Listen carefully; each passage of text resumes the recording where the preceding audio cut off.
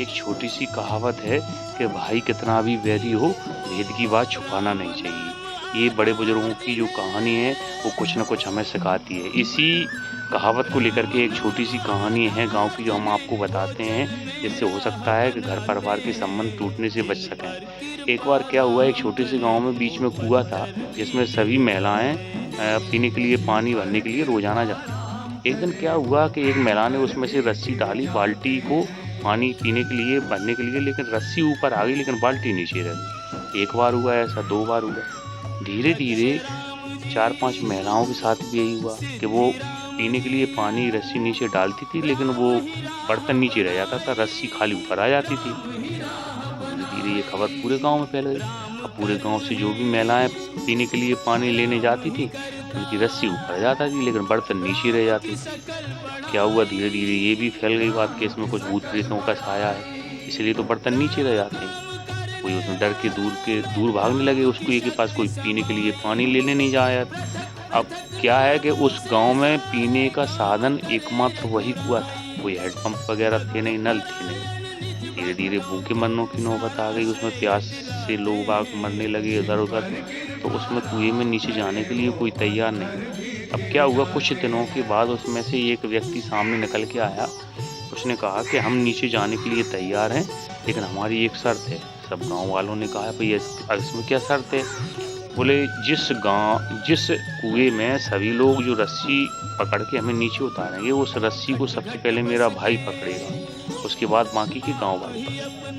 अब कारण क्या था कि उन दोनों भाइयों में पटती नहीं थी, उसका भाई बचपन से शुरू से ही जानी दुश्मन था, दोनों अलग-अलग रह रहे थे। तो गाँव वालों ने सोचा कि हो सकता है इसलिए इसने ये शर्त रखी है कि इसका भाई इससे बोलता है नहीं है, दूर रहता है और दुश्मन भी है एक-दूसरे के, पर वो काहे को सबसे आगे रस्सी पकड़ेगा। तो इस गाँव वालों ने फिर कहना बंद कर दिया, लेकिन कुछ समय के बाद जब बड़े लोगों के अलावा छोटे-छोटे बाल-गोपाल भी प्यास से मरने लगे, तो मजबूरवश सभी गाँव के लोग एकत्रित हुए और उसके पास निवेदन करके पहुँचे कि आप अपने भाई की वो शर्त मान लो, क्योंकि पूरा गाँव बच जाएगा। एक छोटी-सी शर्त है, अभिमान त्याग दो। इस समय आपके सहयोग की ज़रूरत है। ठीक है, तो वो भाई सबके सहयोग से, सबके निवेदन से तैयार हो गया आगे पकड़ने के लिए। अब होता क्या है कि रस्सी से उस आदमी को नीचे उतारा गया, सबसे आगे उसके भाई ने उसकी रस्सी पकड़ी हुई थी। तो उसका जो भाई नीचे गया, वो देखता है कि कुआँ गहरा था। जब नीचे उतर के देखता है तो वहाँ पे एक बंदर था, जो यही रोज़ाना शैतानी करता था कि किसी की भी बाल्टी या बर्तन नीचे आता था तो उसको निकाल के नीचे डाल देता था, रस्सी ऊपर चली जाती थी।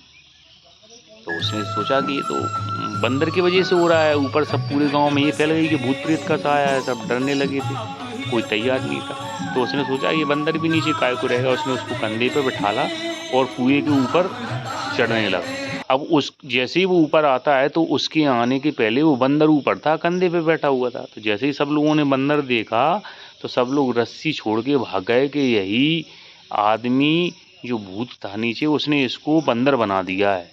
वो भी इसलिए डर से पूरे गाँव के लोग रस्सी छोड़ के भाग गए।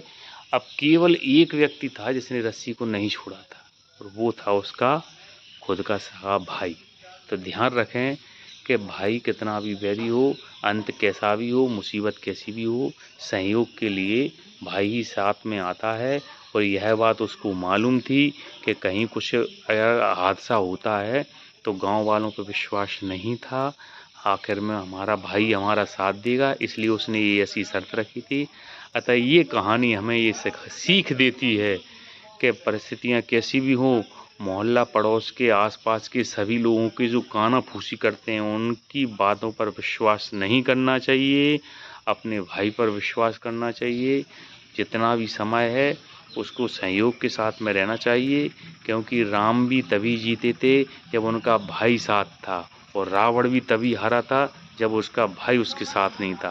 तो ये रामायण की भी बहुत बड़ी हमें सीख मिलती है। अतः जय सिया राम, जय हनुमान जी महाराज, जय